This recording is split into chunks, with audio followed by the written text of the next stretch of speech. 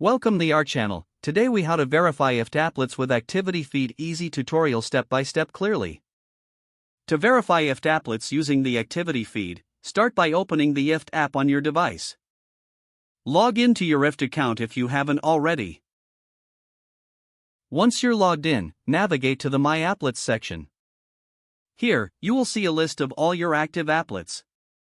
Select the applet you want to verify. Tap on it to view its details and settings. Look for the activity section within the applet page. Click on the activity link to access the activity feed. In the activity feed, you will see a log of all recent actions taken by the applet. Review the list for any successful triggers or failures of your applet. If you notice any issues, take note of the error messages provided. These messages can help you troubleshoot problems with your applet. You can also filter the activity feed by date to narrow down the results. To do this, use the filter options available at the top of the feed. Once you've reviewed the activity feed, exit back to your applet details. Make any necessary adjustments based on the feedback from the activity feed. By regularly checking the activity feed, you'll ensure your applet is functioning as intended. This way, you can optimize your IFT experience effectively. If the page does not load, refresh the browser or try again in a private or incognito window. Make sure you are using the correct email address, then retype it carefully to avoid small typos.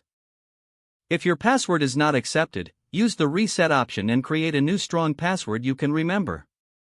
Check your spam folder for verification or security emails, then complete any requested confirmation steps. Enable two-factor authentication if available to improve account security and reduce unauthorized access risk. After signing in, review your profile details so your contact information and settings are accurate and current. If you see an error message, note it down and try again after restarting your device and internet connection. Log out when you finish, especially on shared devices, to keep your account and payment information secure. If the page does not load, refresh the browser or try again in a private or incognito window. Make sure you are using the correct email address, then retype it carefully to avoid small typos.